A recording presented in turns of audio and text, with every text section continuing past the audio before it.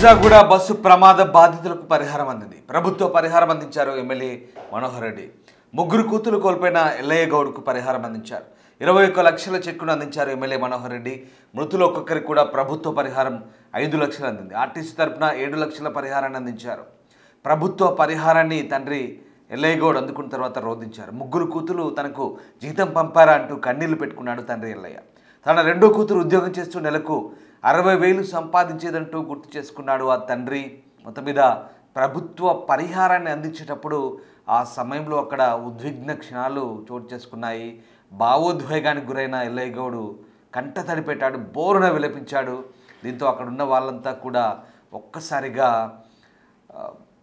ఆ రోదన చూస్తూ వాళ్ళు కూడా అయ్యో పాపం అనుకున్నారు. నిజంగా ముగ్గురు పిల్లల్ని కోల్పోయిన ఆ వ్యక్తి చేతికందిన ముగ్గురు పిల్లల్ని కోల్పోయి రోధిస్తుంటే ఒక్కసారిగా వాళ్ళందరి గుండెలు కూడా బరువెక్కాయి. ఇక ఆ పరిహారాన్ని చూసి ఇది నా కూతురు నాకు పంపిన జీతమా అంటూ ఆయన మాట్లాడిన మాటలు కూడా అక్కడ ఉన్న వాళ్ళందరినీ కూడా కంటతడి పట్టించేలా చేశాయి. రంగారెడ్డి జిల్లాలో జరిగిన ఘోర రోడ్డు ప్రమాదంలో ఈ ఒకే కుటుంబానికి చెందిన ముగ్గురు అక్క చెల్లెళ్ళు మృత్యువాత పడ్డ సంగతి తెలిసిందే. తాండూరు డిపోకు చెందిన ఆర్టీసీ బస్సును కంకర్ లోడ్తో వెళ్తున్న టిప్పర్ ఢీకొట్టి ఈ ఘోర ప్రమాదం జరిగింది. చేవెల మండలం మిర్జాగూడ సమీపంలో ఈ ఘటన చోటు చేసుకుంది. బస్సుపై కంకర్ లోడ్ పడిపోవడంతో ప్రయాణికులు అందులో కూరుకుపోయి 19 మంది మృతి చెందారు, చాలామంది గాయపడ్డారు. ఈ నేపథ్యంలోనే ప్రభుత్వం సహాయం ప్రకటించింది. ఇక ఈ బస్సు ప్రమాదానికి సంబంధించి అటు ఆర్టీసీ అధికారులు కూడా సహాయాన్ని ప్రకటించారు. మరోవైపు కేంద్ర ప్రభుత్వం కూడా అటు ప్రధాని మోదీ కూడా ఈ ఘటనకు సంబంధించి సానుభూతి వ్యక్తం చేస్తూ ఆయన ట్విట్టర్లో స్పందించారు. మరోవైపు ఇటు రాష్ట్ర ప్రభుత్వం కూడా మృతులకు సహాయాన్ని ప్రకటించింది. ఇక ఈ సహాయాన్ని ఇప్పుడు ఆ మృతుల కుటుంబాలకు అందించారు. ఆ కార్యక్రమంలో భాగంగా ఎమ్మెల్యే మనోహర్ రెడ్డి బాధిత కుటుంబానికి వాళ్ళ తండ్రి ఎల్లయ్య గౌడ్కు ఆ పరిహారాన్ని అందించినప్పుడు అక్కడ చోటు చేసుకున్న సంఘటన ఒక్కసారి వాళ్ళ హృదయాలు బరువెక్కిన ఘటన ఒకసారి చూద్దాం. మూడో బిడ్డ బతికిందన్న ఇది ఉంటుండే వాళ్ళని తీసుకురాలేదు వాళ్ళు పోయిపోతే నా జీతం ఇచ్చినా నాకు బతుకుమని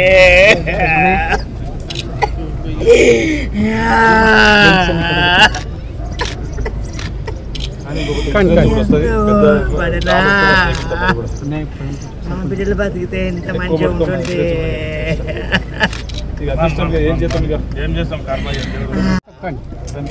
వాళ్ళు పోయిపోతే నా జీతం ఇచ్చినా నాకు బతుకుమని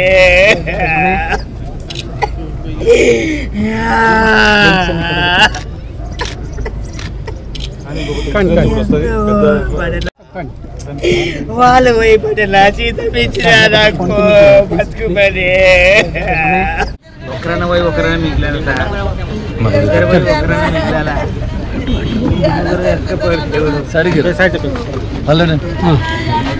పోయేటప్పుడు బుద్ధం జీతం మా గల్లీ కౌన్సర్ అన్న అటు పట్టెలు పోయి కంటిన్యూ పోతుంటాను. పిల్లలకు అక్క తగ్గిస్తున్నా పిల్లలకు దాన్ని ఏమో వచ్చి సార్ ఇప్పుడు ఎందుకని మీరు లెటర్ ఇచ్చేస్తారు ఎందుకని ఇచ్చేస్తే ఎనిమిది హైదరాబాద్ పోయిన అక్కడ ఇద్దరు ఉంటున్న అమ్మాయి అందులోనే సీట్ వచ్చినాయి, ఫస్ట్ క్లాస్ వచ్చినది. ఒక ఆమె నారాయణ గురు ఉంటుంది, ఆమె బీటెక్ అయిపోయి ఇప్పుడు ఎగ్జామ్ అయిపోతుంది, ఇంటర్వ్యూ ఉంది 15వ తారీఖు. అదే సార్ ఒకరు పోయినా ఇద్దరైనా మీకు నేను దాన్ని ఒక డ్యూటీ ఇచ్చిన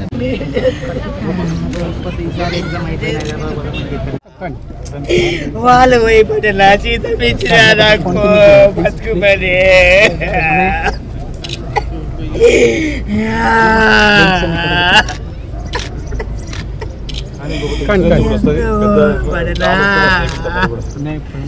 బిడ్డలు బతికితే ఎంత మంచిగా ఉంటుంది.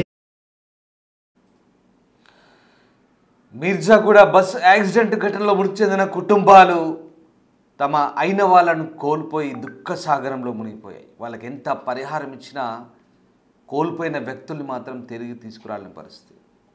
ప్రమాదాలు జరగకుండా అధికారులు భవిష్యత్తులో వీటిని గుణపాఠాలుగా నేర్చుకొని మరిన్ని ఇట్లాంటి ఉపద్రవాలు రాకుండా చూసుకోవాల్సిన అవసరం కనిపిస్తుంది. ఎందుకంటే ఇప్పటికే అయిన వాళ్ళను కోల్పోయి లేదా కాలో చెయ్యో విరిగి అంగవైకల్యం పొంది చాలామంది జీవితాంతం బాధపడాల్సిన పరిస్థితి. తరచూ రోడ్డు ప్రమాదాలు జరుగుతుంటే రెండు తెలుగు రాష్ట్రాల్లో పదుల సంఖ్యలో మృత్యువాత పడుతున్నారు. మీర్జాగూడ బస్సు ఘటనలో అయితే పదుల సంఖ్యలో జనాలు చనిపోయారు. దాదాపు 20 మందికి పైగానే చనిపోయారు. దీంతో ఆ బస్సు ఘటన తర్వాత చాలామంది రకరకాలుగా వైఫల్యాలను ఎత్తి చూపుతున్నారు. అటు రోడ్లు బాగా లేకనా, లేదా డ్రైవర్ల నిర్లక్ష్యమా, లేదా రకరకాల కారణాలు చెప్తున్నప్పటికీ మాత్రం దీనిపై అధికారులు దర్యాప్తు చేస్తున్నారు. మళ్ళీ ఇలాంటివి పునరావృతం కాకుండా చర్యలు తీసుకుంటామని చెప్తున్నప్పటికీ కూడా తరచూ ప్రమాదాలు అయితే జరుగుతున్నాయి. కానీ చనిపోయిన కుటుంబాలకు నష్టపరిహారం అందించి చేతులు దులుపుకోవడం కాదు, మళ్ళీ ప్రమాదాలు జరగకుండా చూసుకోవాల్సిన అవసరాన్ని కూడా నొక్కి చెప్తున్నారు. ద సేమ్ టైం ప్రయాణికులు ఆ బస్సుల్లో లేదా ఆ భారీ వాహనాలు నడిపే డ్రైవర్లు కూడా సంయమనంతో వ్యవహరించి అప్రమత్తంగా ఉంటూ ప్రమాదాలు జరగకుండా చూసుకోవాల్సిన అవసరం కూడా అధికారులు మార్గదర్శించాల్సిన పరిస్థితి కనబడుతోంది. ఎందుకంటే చాలామంది ప్రాణాలు రోడ్లపై గాల్లో కలిసిపోతున్న నేపథ్యంలో వాళ్ళ కుటుంబాల రోదన చూస్తుంటే నిజంగా అయ్యో పాపం అనిపించక మానదు. ఈ ఘటనకు సంబంధించి మీర్జాగూడ ఘటనకు సంబంధించి కేంద్ర ప్రభుత్వం నష్టపరిహారం ఇచ్చింది, ఇటు ఆర్టీసీ ఇచ్చింది, అటు రాష్ట్ర ప్రభుత్వం ఇచ్చింది. ఎంత ఇచ్చినా ఆ కోల్పోయిన జీవితాలు మాత్రం తిరిగి రావు. ఆ కుటుంబాలకైతే తీరని లోటుగానే చెప్పాలి. కానీ ప్రస్తుతం వాళ్ళకి ఓదార్పు చర్యగా నష్టపరిహారాన్ని మాత్రమే ప్రభుత్వం అందించింది. ఇక ఈ ఘటనకు సంబంధించి పరిహారం అందించిన తర్వాత ఎమ్మెల్యే మనోహర్ రెడ్డి కూడా మాట్లాడారు. ఒకసారి ఆయన ఏం మాట్లాడారు చూద్దాం. అలాంటి సంఘటన ఎవ్వరు కూడా జరగొద్దు. మళ్ళీ ఇలాంటి సంఘటనలు జరగకుండా ఖచ్చితంగా నివారణ చర్యలకు ఖచ్చితంగా ఇప్పటికే విచారణకు ఆదేశించున్నాం.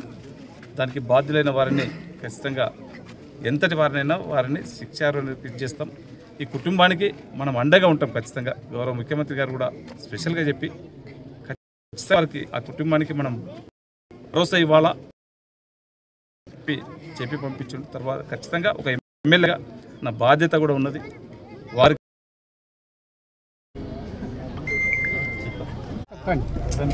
వాళ్ళు పోయిపోతే నా జీతం ఇచ్చినా నాకు బతుకుమని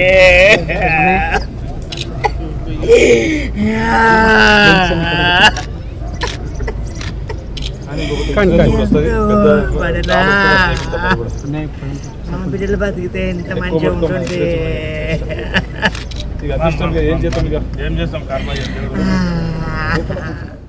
మీరు కూడా లెటర్ ఇచ్చారు, ఇమ్మీడియట్గా పట్టించారు. ఆ రోజు 2 రోజుల ఎవడొక్కరికన్నా దే కాపాడలేడు నా పాలు. వాళ్ళు పోయిపోతే నా జీతం ఇచ్చినా నాకు బతుకుమని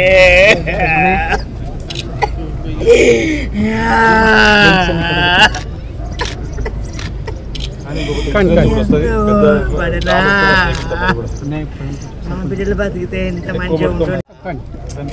వాళ్ళు పోయిపోతే నా జీతం ఇచ్చినా నాకు బతుకుమని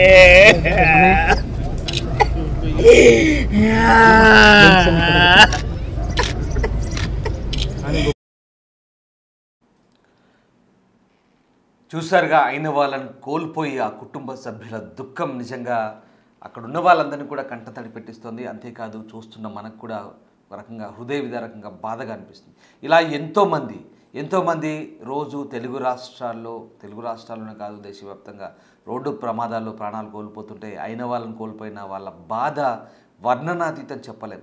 ఎన్ని లక్షలు ఇచ్చినా ఎంత పరిహారం ఇచ్చినా అది ఓదార్చలేని బాధ జీవితాంతం అదొక దుఃఖంగా మిగులుతుంది. సో దీంట్లో అనేక కారణాలు ఉన్నాయి. ముఖ్యంగా మీర్జాగూడ ప్రమాదం చూస్తే అక్కడ రోడ్లు కూడా సరిగా లేని పరిస్థితి, అలాగే డ్రైవర్ నిర్లక్ష్యం, ఇవన్నీ తోడయ్యాయి. ఇవన్నీ కూడా భవిష్యత్తులో ఒక గుణపాఠంగా మలుచుకొని అధికారులు కూడా అప్రమత్తంగా వ్యవహరించాల్సిన అవసరం ఉంది. ప్రభుత్వాలు కూడా దీన్ని ఒక అప్రమత్తత చర్యగా భావించి భవిష్యత్తులో రోడ్డు ప్రమాదాలు జరగకుండా ఖచ్చితంగా అధికారులకు కఠినమైన ఆదేశాలు ఇచ్చి ఎప్పటికప్పుడు రోడ్ల మెయింటెనెన్స్ కావచ్చు, లేదా ఇతరత్ర రవాణా అధికారులకు కూడా ఆదేశాలు ఇచ్చి రోడ్లపై ఈ నిర్లక్ష్యపు డ్రైవింగ్ చేయడం కానీ, అలాగే అడ్డగోలుగా ర్యాష్ డ్రైవింగ్ చేసే వాళ్ళని కూడా నియంత్రించాల్సిన అవసరం కనిపిస్తుంది. సో మొత్తం మీద ఈ మీర్జాగూడ ఇన్సిడెంట్ అనేది ఒక లెసన్గా తీసుకొని భవిష్యత్తులో ఇలాంటి ప్రమాదాలు జరగకుండా అరికట్టాల్సిన అవసరాన్ని అయితే సూచిస్తోంది. వాళ్ళు పోయిపోతే నా జీతం ఇచ్చినా నాకు వాళ్ళు పోయిపోతే నా జీతం ఇచ్చినా నాకు బతుకుమని